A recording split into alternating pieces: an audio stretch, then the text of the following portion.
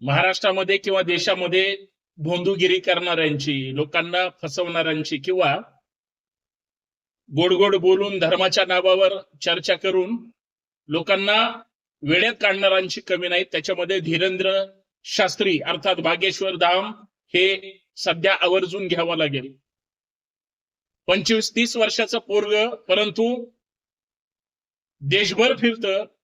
धर्माच्या नावावर जे जे फिरतात ते मोठे होतात, ते वेगळं सांगायची गरज नाही. परंतु खोटं बोलून, चमत्कार करून, लोकांच्या अडीअडचणीचा फायदा घेऊन लोकांना कसं मूर्खात काढतात हे अशोक खरात किंवा तो मनोहर मामा किंवा अजून जे भोंदूगिरी करणारे आता शेकडोनी सापडतात. आणि नुसते भोंदूगिरीच्या नावाखाली आर्थिक लूट, शारीरिक लूट, लैंगिक छळ आणि इत्यादी प्रकरणात सापडतात. आणि भोंदूगिरी प्रकरण ही काही आता महाराष्ट्रासाठी नवीन नाही. दररोज एका तालुक्यातून, जिल्ह्यातून प्रकरण घडतंय. धीरेंद्र शास्त्रीचं मी नाव घेतलं.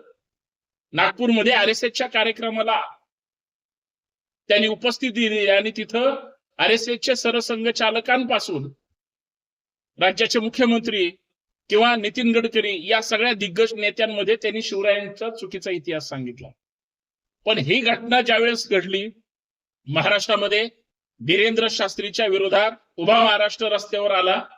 तुमच्या माझ्यासारखी लोक शिवाजी महाराजांच्या विचारांची मावळे हे ताकदीनं लढले.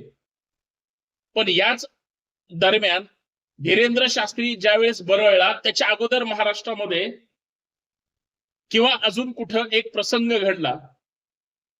न्याय व्यवस्था ज्यांच्या विश्वासावर, भूमिकेवर आणि एकंदरीत निर्णयावर टिकून आहे, जे निपक्षपाती असतात, जे कायद्याचे तज्ज्ञ असतात आणि ज्यांच्यावर संपूर्ण देश विश्वास ठेवतो, ते म्हणजे सर्वोच्च न्यायालय. आणि आजही लोकशाही, या लोकशाहीच्या ज्या 4 स्तंभाशी निगडीत आहेत, ती एक म्हणजे न्याय व्यवस्था. आणि त्याच न्याय व्यवस्थेचे सुप्रीम म्हणजे सरन्यायाधीश CJA. महाराष्ट्रातून खर तर आता भूषण गवई साहेब त्या ठिकाणी ज्यावेळेस सर्वोच्च न्यायालयाचे सरन्यायाधीश झाले, एक आंबेडकरी चळवळीतला आणि बहुजन समाजाचा चेहरा म्हणून त्यांनी खर तर प्रतिनिधित्व केलं. त्यावेळेस मला प्रचंड आनंद झाला होता की चला, विदर्भाला या निमित्तानं संधी मिळाली, महाराष्ट्राला संधी मिळाली. परत एकदा सर्वोच्च न्यायालयावर डॉक्टर बाबासाहेब आंबेडकर, जगातील विद्वानाच्या विचारधारेनं काम करणारा, त्या विचारधारेमध्ये गाडून घेणारा माणूस, त्याच डॉक्टर बाबासाहेब आंबेडकरांच्या भारतीय राज्यघटनेला प्रमाण म्हणून त्या पदावर बसले. पण आश्चर्याची गोष्ट ही आहे, धक्का देणारी गोष्ट ही आहे की या धीरेंद्र शास्त्रीचे ते भक्त आहेत, हे ऐकून मनाला धक्का बसला. खर तर भूषण गवई साहेबांबद्दल जो माझ्या मनात एक कायद्याचा विद्यार्थी म्हणून आदर होता, त्यांना भेटण्याची इच्छा होती. खर तर त्यांच्या विद्वत्तेबद्दल मला चर्चा करायची होती. आणि रासव गवईच्या पोटी जन्मलेला हा माणूस किती विद्वान असू शकतो याबद्दल खर तर मला अभिमान वाटत होता. परंतु त्यांच्या एका घटनेने, म्हणजे त्यांचा मुलगा सुद्धा त्या धीरेंद्र शास्त्रीच्या वया एवढा असेल असा माझा समज आहे. असेल नसेल, त्या धीरेंद्र शास्त्रीला सपत्नीक हे भेटतात. सर्वोच्च न्यायालयाचे सरन्यायाधीश म्हणजे तो धीरेंद्र शास्त्री एवढूस पोरग, परंतु सगळ्यांना बोटावर खेळवतंय. याच्यापेक्षा दुर्दैवी वाईट गोष्ट कोणती? आणि सगळ्यात वाईट गोष्ट, तुम्ही आंबेडकरांच्या अनुयायी आहेत ना, तुम्ही त्यांचं नाव घेता बसल्या उठल्या. अहो, आमच्या परिवर्तनवादी, सत्यशोधक, चिकित्सा करणाऱ्या पुरोगामी कार्यकर्त्यांसाठी आंबेडकरी चळवळ हे विद्यापीठ आहे. म्हणजे त्या विचारधारेचा आदर्श घेऊन आम्ही काम करतो. आम्हाला अभिमान आहे की याच महाराष्ट्रामध्ये छत्रपती शिवाजी महाराज असतील, फुले शाहू आंबेडकर साठेंपर्यंत, जिजाऊ सावित्री, अहिल्या रमाई, ताराराणी पर्यंत ही जी कर्तृत्ववान माणसं घडली, त्या महाराष्ट्रात आमचा जन्म झाला. आणि त्या विचारधारेने आम्ही ज्या वेळेस काम करतो त्या चळवळीतला माणूस ज्या विचारधारेने, ज्या समाजाने हे बुवाबाजी किंवा हे जे काही धर्माच्या नावाने, धर्माच्या आडून लोकांना फसवण्याचा कार्यक्रम करतात, हे तर नाकारलंय त्यांनी. तरी त्यांची भेट घेतली. वाईट वाटलं, मला वेदना झाल्या. गवई साहेब, तुमच्याकडून ही अपेक्षा नव्हती. आता मला कार्यकर्ता म्हणून प्रश्न पडला की तुम्हाला डॉक्टर बाबासाहेब आंबेडकरांचं नाव घेण्याचा नैतिक अधिकार आहे का? अजिबात नाही. त्या डॉक्टर बाबासाहेब आंबेडकरांच्या विचारांवर तुम्ही काम करता का? संशय मला वाटत नाही. तुम्ही खरंच अनिष्ट रूढी, परंपरा, अर्थात कर्मकांड, थोतांड, बुवाबाची ही खरंच सोडली का? तुमच्याकडे त्या भेटीतून तर वाटतं अजिबात नाही. म्हणजे याचा अर्थ असा आहे, ज्या महाराष्ट्राला पुरोगामी महाराष्ट्र म्हटलं जातं, कुणाच्या विचारधारेमुळं, कुणाच्या संघर्षामुळं?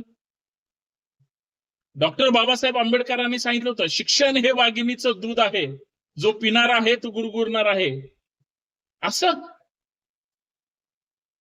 अशा पद्धतीनं मग बाबासाहेब हे पण म्हणाले होते की शिकलेल्या लोकांनी धोका दिलाय. दिलाच की. आणि हे सत्य इतकं जर भयानक असेल, गवई साहेब, काही लोक जे तुम्हाला आजपर्यंत नावं ठेवत होते, मला असं वाटत होतं की तुमचेच आहेत आणि तुम्हाला का नावं ठेवतायत. त्यांची काही चूक नाही, हे आता सिद्ध झालंय. आणि एक कायद्याचा विद्यार्थी म्हणून तुमच्या प्रती जो आदर होता, असंही वाटत होतं की सर्वोच्च न्यायालयात जर कधी गेलो आणि तुम्ही जर तिथं असाल तर भेटावं तुम्हाला. तो आदर फक्त धीरेंद्र शास्त्रीची भेट घेऊन तुम्ही घालवला. तुमच्याकडून ही अपेक्षा नव्हती. बाकी कुणी पण भेटू द्या.